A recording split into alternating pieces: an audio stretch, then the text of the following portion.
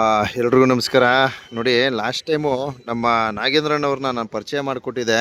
ಮಹದೇಶ್ವರರ ಇತಿಹಾಸವನ್ನು ಒಂದು ಹಾಡಿನ ಮೂಲಕ ಬಹಳ ಅದ್ಭುತವಾಗಿ ಏನೋ ಆನೆತಲೆ ದಿಂಬದಲ್ಲಿ ಅವರು ಒಂದು ಹಾಡಿನ ಮೂಲಕ ಹೇಳಿದರು. ಸೊ ಇತಿಹಾಸವನ್ನು ಸಂಪೂರ್ಣವಾಗಿ ಹೇಳಿದರು. ಸೊ ಅದರಂತೆಯೇ ಏನು ನಮ್ಮ ಮಲೆ ಮಹದೇಶ್ವರ ಬೆಟ್ಟ ಪಾವಡ ಪುಣ್ಯಕ್ಷೇತ್ರ ಏನಿದೆ, ಇಲ್ಲಿ ಪ್ಲಾಸ್ಟಿಕ್ ಮತ್ತು ಇನ್ನಿತರ ತ್ಯಾಜ್ಯ ವಸ್ತುಗಳನ್ನು ನಿಷೇಧ ಮಾಡಬೇಕನ್ಬಿಟ್ಟು ನಮ್ಮ ನಾಗೇಂದ್ರಣ್ಣವರು ಮತ್ತು ಅವರ ಗ್ರಾಮಸ್ಥರು, ಕಟ್ಟೆದೊಡ್ಡಿ ಗ್ರಾಮಸ್ಥರು, ಮಂಡ್ಯ ಜಿಲ್ಲೆ ಮಂಡ್ಯ ತಾಲೂಕು ಕಟ್ಟೆದೊಡ್ಡಿ ಗ್ರಾಮಸ್ಥರು ಎಲ್ಲರೂ ಸೇರಿ ಸ್ಟೀಲ್ ತಟ್ಟೆ ಸ್ಟೀಲ್ ಲೋಟಗಳನ್ನು ಪಾದಯಾತ್ರೆ ಮೂಲಕ ತೆಗೆದುಕೊಂಡು ಬಂದಿದ್ದರು. ಸೊ ಆ ವಿಡಿಯೋನ ಈಗಾಗಲೇ ಪ್ರಸಾರ ಮಾಡಿರ್ತೀನಿ. ಅದರಂತೆಯೇ ಇವರು ಅಕ್ಕಪಕ್ಕದ ಗ್ರಾಮಸ್ಥರು ಸಹ ಈ ಥರದ ಒಂದು ಪುಣ್ಯದ ಕಾರ್ಯಕ್ರಮದಲ್ಲಿ ತೊಡ್ಕೊಂಡಿದ್ದಾರೆ.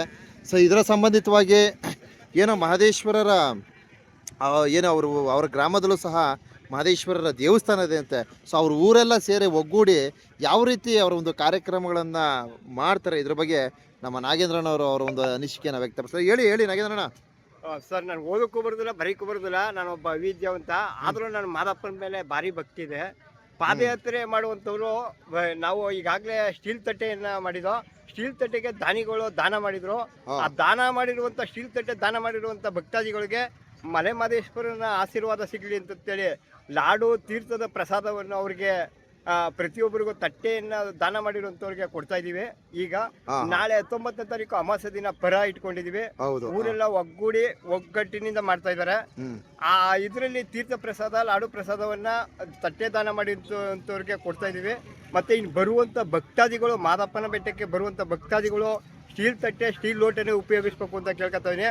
ಈಗಾಗಲೇ ಬೆಟ್ಟೆಗಳು ಮದ್ದೂರು ತಾಲೂಕು ಬೆಟ್ಟೆಗಳು ದೊಡ್ಡವರು ಕೂಡ ಇದೇ ರೀತಿ ಸ್ಟೀಲ್ ತಟ್ಟೆ ಸ್ಟೀಲ್ ಲೋಟವನ್ನು ಬಳಸಿ ಅವರು ಕೂಡ ಒಂದು ಮಾದಪ್ಪನ ಆಶೀರ್ವಾದವನ್ನು ಪಡೆದಿದ್ದಾರೆ.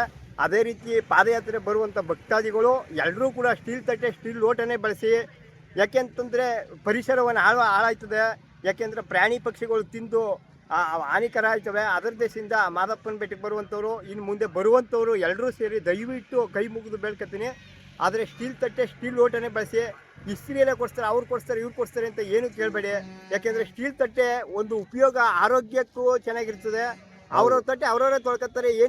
ಏನಿಲ್ಲ ತಟ್ಟೆ ತೊಳಿಬೇಕು ಅಂತ ಏನು ಹಿಂಸೆ ಏನು ಪಡ್ಕೋಬೇಡಿ. ಅವ್ರವ್ರ ತಟ್ಟೆ ಅವರೇ ತೊಳ್ಕೊತಾರೆ.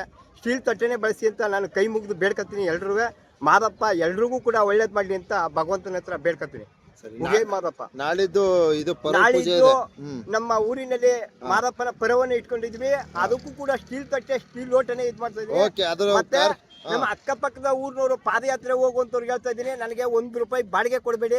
ಸ್ಟೀಲ್ ತಟ್ಟೆ ಸ್ಟೀಲ್ ಲೋಟನ ತಗೊಂಡೋಗಿ ನನಗೆ ಜೋಪಾನದಲ್ಲಿ ತಗೊಬಂದು ತಟ್ಟೆನ ಕೊಡಿ ಅಂತ ಕೇಳ್ಕೊತಾ ಇದ್ದೀನಿ. ಅವರು ಕೂಡ ನಾವು ₹1 ಬಾಡಿಗೆನೂ ಕೂಡ ತಗೊಳ್ತಾ ಇಲ್ಲ. ನಾ ಅಕ್ಕಪಕ್ಕದ ಊರವ್ರಿಗೂ ಕೂಡ ನಾನು ಕೇಳ್ಕೊತಾ ಇದ್ದೀನಿ. ಕಟ್ಟೆದೊಡ್ಡಿ ನಾಗೇಂದ್ರಣ್ಣ ಅಂದ್ರೆ ಸಾಕು. ಕಟ್ಟೆದೊಡ್ಡಿ ನಾಗೇಂದ್ರ ಅಂತಂದ್ರೆ ನೀವು ಅಕ್ಕಪಕ್ಕದ ತಟ್ಟೆಗಳು ಕೊಡ್ತೀರಾ? ಕೊಡ್ತೀವಿ ಸರ್, ಫ್ರೀಯಾಗಿ ಕೊಡ್ತೀವಿ. ₹1 ಬಾಡಿಗೆ ತಗೊಂಡಿಲ್ಲ. ಅದ್ಭುತ. ನೋಡಿ, ಲಾಸ್ಟ್ ಟೈಮು ನಮ್ಮ ನಾಗೇಂದ್ರಣ್ಣವರು ಇವರ ಒಂದು ಪುಣ್ಯದ ಕಾರ್ಯಕ್ರಮವನ್ನು ಕುರಿತು ನಾನು ವಿಡಿಯೋ ಪ್ರಸಾರ ಮಾಡಿದ್ದೆ. ಸೊ ಅದರಂತೆಯೇ ಈ ಬಾರಿಯೂ ಸಹ ನಾಗೇಂದ್ರಣ್ಣವ್ರ ಬಗ್ಗೆ ಒಂದಷ್ಟು ಮಾಹಿತಿ ನಾನು ನೋಡಿ, ಎಷ್ಟೊಂದು ಸಮಾಜಕ್ಕೆ ಮತ್ತು ಪರಿಸರಕ್ಕೆ ಆಸರೆ ಆಗ್ತಕ್ಕಂಥ ನಿಟ್ಟಿನಲ್ಲಿ ಇವರ ಒಂದು ಅನಿಸಿಕೆಯನ್ನು ವ್ಯಕ್ತಪಡಿಸಿರ್ತಾರೆ. ಹಾಗೆ ಇವರ ಗ್ರಾಮಸ್ಥರು ಎಲ್ಲರೂ ಸೇರಿ ಒಗ್ಗೂಡಿ ಈ ಒಂದು ಪರಿಸರವನ್ನು ಉಳಿವಿನ ನಿಟ್ಟಿನಲ್ಲಿ ಪ್ಲಾಸ್ಟಿಕ್ ತಟ್ಟೆ ಮತ್ತು ಪ್ಲಾಸ್ಟಿಕ್ ಲೋಟಗಳನ್ನು ನಿಷೇಧ ಮಾಡಿರ್ತಕ್ಕಂಥದ್ದು ಒಂದು ಪುಣ್ಯದ ಕಾರ್ಯ ಅಂತ ಹೇಳ್ತಾ, ಇವರ ಅಕ್ಕಪಕ್ಕದ ಗ್ರಾಮಸ್ಥರು ಸಹ ಇವರ ಒಂದು ಕಾರ್ಯಕ್ರಮವನ್ನು ಅಳವಡಿಸ್ಕೊಂಡಿದ್ದಾರೆ. ಹಾಗೆ ಪ್ರತಿಯೊಬ್ಬರು ಮಲೆ ಮಹದೇಶ್ವರ ಬೆಟ್ಟಕ್ಕೆ ಪಾದಯಾತ್ರೆ ಮೂಲಕ ಆಗಮಿಸ್ತಕ್ಕಂಥವ್ರು ಇವರ ರೀತಿಯಲ್ಲಿ ಏನು ಈ ಒಂದು ಪ್ಲಾಸ್ಟಿಕ್ ಮತ್ತು ಇನ್ನಿತರ ತ್ಯಾಜ್ಯ ವಸ್ತುಗಳನ್ನು ನಿಷೇಧಿಸಿ ಅಂತ ಈ ಸಂದೇಶವನ್ನು ಮಲೆ ಮಹದೇಶ್ವರರ ಏನು ಈ ಒಂದು ಬಸ್ ನಿಲ್ದಾಣದಲ್ಲಿ ಅರ್ಪಣೆ ಮಾಡ್ತಾ ಇದ್ದೀನಿ. ಆಗ್ಬೋದಾ ನಾಗೇಂದ್ರಣ್ಣ?